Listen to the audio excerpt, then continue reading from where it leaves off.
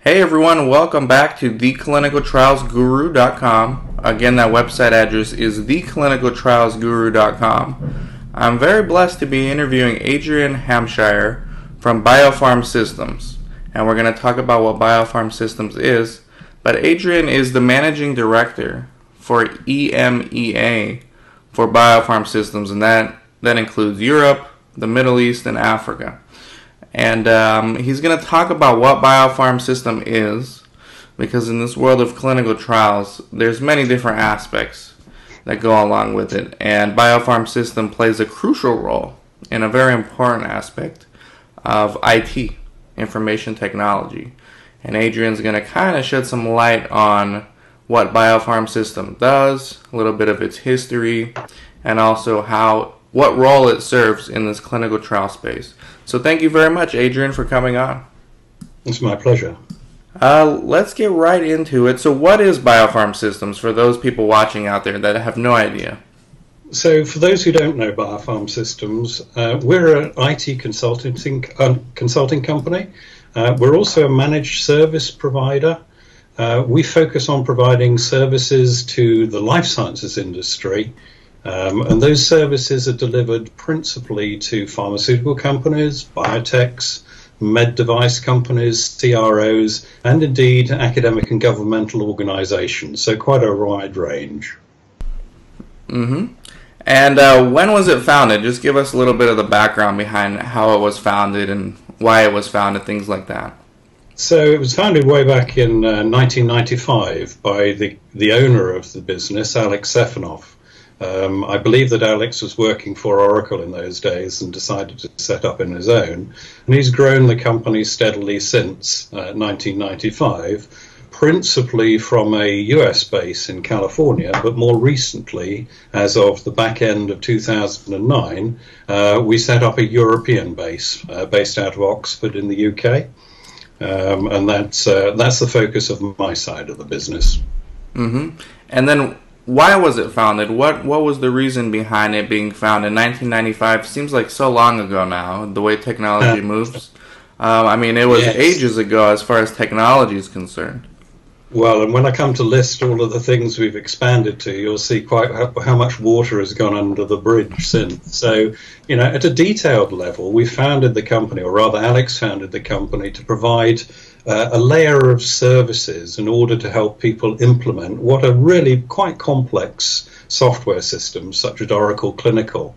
It's not something that the end user can readily do, and indeed the main focus of Oracle is producing the software and selling the licenses, and they look to partners such as BioPharm to provide that add-on layer of services to actually implement the products themselves. So back in 1995 we started off with Oracle Clinical. And from that starting point, over time, we've grown to cover all of the solutions that are part of the suite of Oracle Health Sciences applications. And in order of play, that was Oracle Clinical RDC and TMS. So that's covering the electronic data capture area and the coding of clinical trial data. Then Oracle AIRS, and more recently Argus Safety for the reporting of safety events. More recently, Argus Safety kind of expanded towards Empirica Signal and Topics, which are really covering the areas of managing and identifying signals coming from safety data. On beyond that, Oracle bought Siebel at some point in the past and brought into the fold of health sciences applications Siebel Clinical, which is really a system to help manage and track the efficient execution of clinical trials. Mm-hmm. And then more recently, Life Sciences Data Hub, a major tool for data warehousing of clinical data, and its associated application, clinical development analytics, which allows you to look at the execution and activity of studies across the organization. And then the very latest step we've taken is to move into a product called Oracle LabPass, which is really focused on phase 1 clinical trials and the collection and management of data from those. So that's the sort of detail. But at the summary level, we're really trying to help organizations develop new drugs, new therapies, get them to market efficiently, and deal with all the data that's associated with that and supporting them when they're on the market. And something interesting has happened these past few years. It's very recent in the clinical trial space. It's called adaptive clinical trials. So where they utilize technology to analyze data in real time, and then the drug company can literally adapt their trial. So they can either reduce the amount of people that will receive the placebo. So I'm assuming that BioPharm system plays a part in that? Well, we play a part in that to the extent that all of the applications that Oracle produce, well, not all of them, but some of the applications Oracle produce are built with adaptive clinical trials in mind. So we can help configure client systems in order to be able to support them. We'll come back to the topic again when we talk a little bit about trends and futures, because there's an interesting trend there that we need to we definitely need to get in there. And something related to this, to the adaptive clinical trials, I mean, it was a problem that pharma saw, and they saw that technology can perhaps solve that problem. And that was analyzing their data in real time. So what problems do your services solve? So really, we're back to the statement I made earlier. These are complex systems. They're really difficult to configure and implement properly. So really, the services that we provide help solve that problem. So they stretch all the way from implementing and configuring the systems in the first place, right the way through to provision of training and support once they're in go live. But one of the things that perhaps almost uniquely we've done is that we've created a number of what we call accelerators. And these really stem from all the projects we've done in the past, where we've kind of got a good idea from the range of clients about 80% of what every client will ask us to do when we configure a system. So given that we understand that 80%, we've actually built pre-configured versions of some of the more complex software. So that what we can do is we can implement that pre-configured version and really get down and running really fast with the client. So our Ascend product, which is a pre-configured version of Siebel Clinical, if we apply that, we can drive down the implementation times from the standard of about 8 to 12 months down to about 8 to 12 weeks. So really getting the clients up and running a lot faster. So I think that's probably one area where we're unique in our approach. But the rest of the areas, all of the important things about validating systems, about migrating systems, training users, providing support, and all that sort of thing. And then finally, for those clients who actually don't want to be bothered to maintain their own IT environments, we can host these applications for them and take all that load off them. And tell me a little bit more about hosting. What exactly is it for those people, and I'm one of them, who doesn't really understand how it applies to clinical trials? Well, actually, if you think about it in very simple terms, there's a piece of wire between the computer on your desk and a computer further away, your server. And all we're really doing is we're stretching that piece of wire way outside your organization and putting the end of it in a BioPharm IT facility. So we're really taking on all of that infrastructure and management for you. We started doing this way back in 2002. We realized that some of the smaller companies really just don't have the time, the money, or the expertise to effectively manage on-site IT systems. And so we provide that resource for them. We've found it's a really cost-effective alternative for small and medium-sized business. Allows them to focus on actually using the software for clinical benefit rather than worrying about the technology. And although we started with the small sponsors, we're actually up to relatively large companies now, and some of them multi-billion-dollar companies use our hosting services. That's one side of it. One other possibility is organizations sometimes still wish to keep their own IT systems under their control. And in those instances, we can still provide them with a service, but it's a service that's actually delivered on site to their clients remotely by us. So we tunnel through secure VPN tunnels to actually manage stuff remotely on their site. But they actually then still keep those systems in their own control. Mm-hmm. And I want to get back to the trends, because we talked earlier about adaptive trials. That's one of the trends I've seen and I've been reporting on. Of course, there's maybe dozens of other trends at least. So what are some trends that you see as far as IT specifically and clinical trials, because that's what you guys do, and how you guys play a role in the future? I've got three to offer you. Let's start with one that really excites me, is really interesting. And it's really all about the efficiency of running clinical trials. My view is that at the moment we have at our fingertips pretty well all of the systems that we require to do the sort of day-to-day transactions around handling clinical trial data. We've been focusing on those some time to make them as efficient as possible in capturing data and running down the costs of clinical trials. However, I think there is a new wave coming that is based around translational research, and that's essentially looks at a world in which we have developed a much better understanding of the genetic components that are behind many of the diseases that we're developing treatments for. Right. And alongside that, we're also understanding better the pathways by which those diseases actually operate. This means that we can actually start to create drugs that are targeted at very specific disease pathways. But also we can start to select study patients who actually show that pathway abnormality that we wish to affect with the new drug. And so what we end up doing is creating patient populations that contain almost entirely people who we know will respond to the drug that we're creating, because we know they have the pathway we can affect. We know our drug is designed to affect that pathway. And the bottom line of that is, if you can select your patient populations in that way, you can drive down the numbers of patients that you need in order to demonstrate efficacy of your product. You can drive it way down.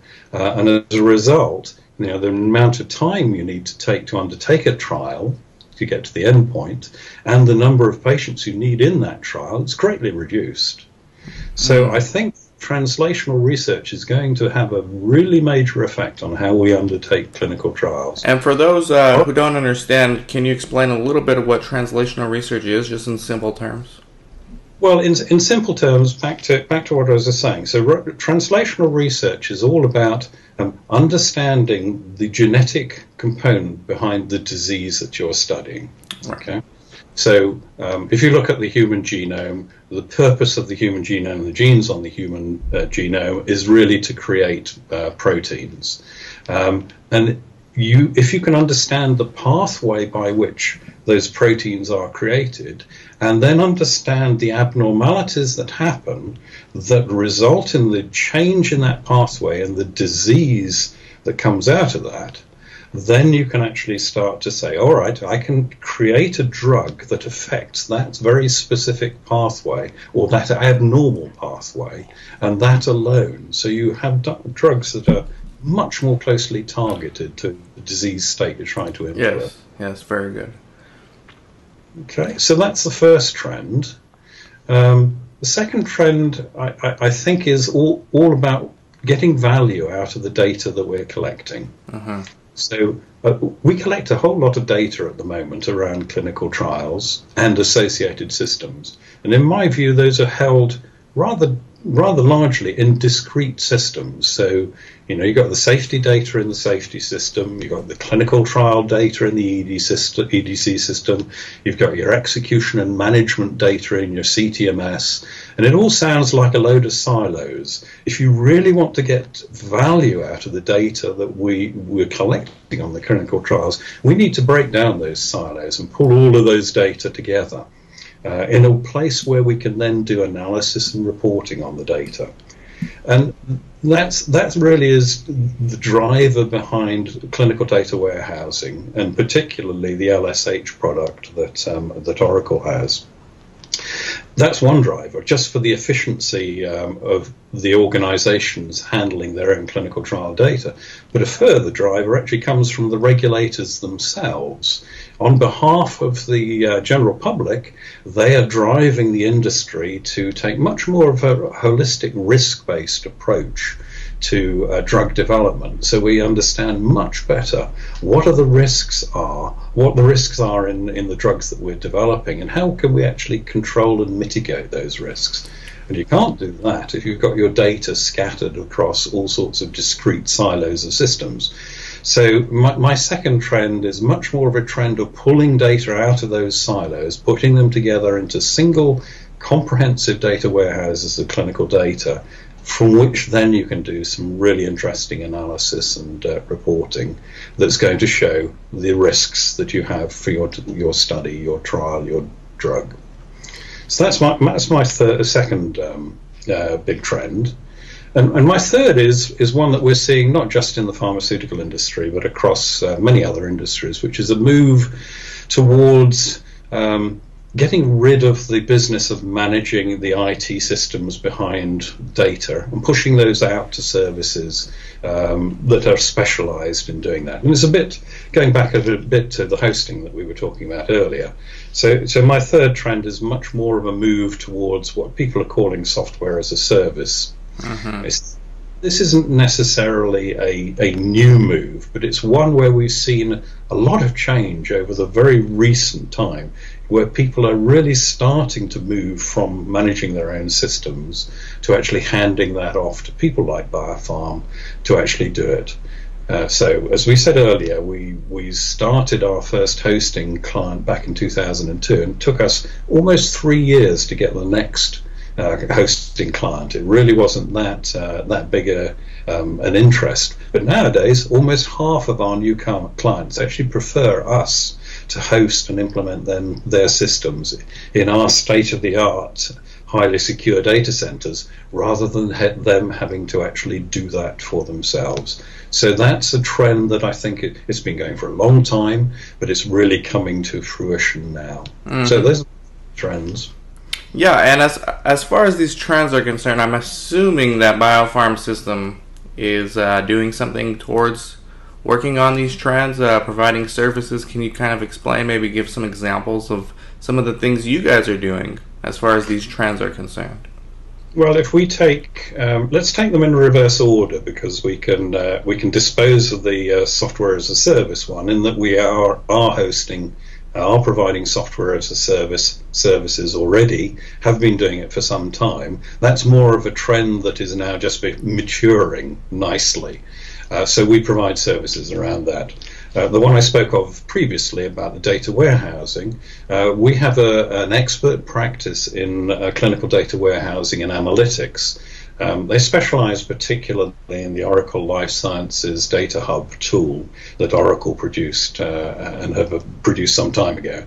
And arguably, this is probably one area where we lead a lot of the services company in our expertise in clinical data warehousing. So I see that, as the industry wants to do more of this sort of clinical data warehousing and analytics, we're there with the tools and the expertise to be able to help them through what is actually quite a complex exercise. And then back to the very first one, the one that was exciting me a lot.